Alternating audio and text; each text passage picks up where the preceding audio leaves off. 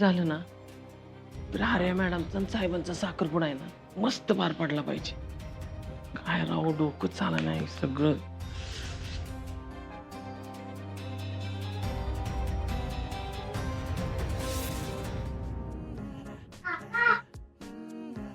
ओ काका बस असे होय.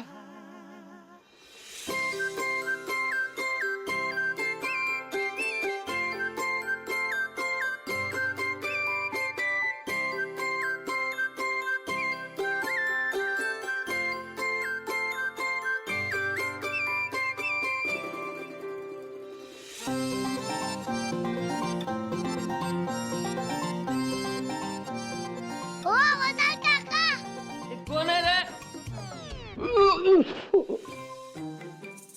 आय आय गो. तुम्ही पडलं का? हे उद्योग तू केला वाटतं. नाही मी तर आत्ताच आलोय की. आयला काय तोंडी चिडून बांधून गेले काय? काय काम आहे छोटू? एक मिनिट छोटू म्हणायचं नाही शेफ बाबा नाही का अयो शिंबावय. मास्टर कुठे आहेत? कोण मास्टर? अरे शाळेत जायचं सोडून पोलीस स्टेशनला आलायस वे. इकडे आमचे मास्टर पोलीस आहेत. ते समोर कॅप घेत होते म्हणून मास्टर. अरे कॅम्पचा विद्यार्थीस वे तू. अरे पण समर कॅम्प कधीच बंद झाला की. पण माझं वेगळं काम आहे. वेगळं काम आहे काय रे? मला माझ्या बाबांबद्दल बोलायचंय. अरे मला सांग की मी पण मोठा पोलीस आहे. ते हरवलेत आणि मला माहितीये मास्टर त्यांना शोधू शकतील. ती बाबा हरवले. असं कसं काय रे? हे बघा माझ्या बाबांचं चिठलं.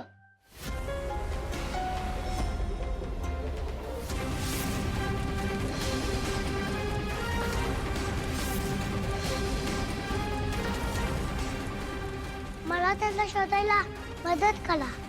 अरे बाळा एक मिनिट. आपला एखादा अवयव असावा अशी सवय होते ना रिंगची, पण आता काढावी लागेल. जरी रिंग काढली तरी बोटावरचे आणि मनावरचे व्रण राहणारे ते राहणार.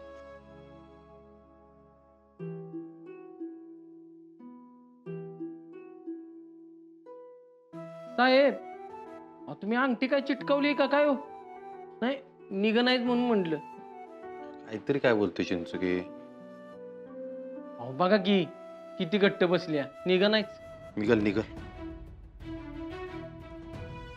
8 वर्ष झाले तिला. एवढ्या सहजासहजी निघणार आहे का? मॅडम हं? ही फाईल वाचलीत का? सॉरी गायतोंडे, खरंच सॉरी. म्हणजे मी ना अर्धी वाचली होती पण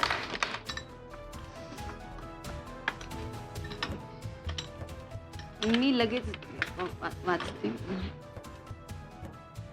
वाचून मगच सही करा, घाई काही नाहीये. मॅडम लहान तोंडी मोठा घास घेतोय. आय एम सॉरी, पण एक बोलू? मॅडम असं कळलं की अर्जुन सर दुसरं लग्न करतायत. मला खरंच असं वाटतं की तुम्ही एकदा तरी अमोलला घेऊन त्यांना भेटा.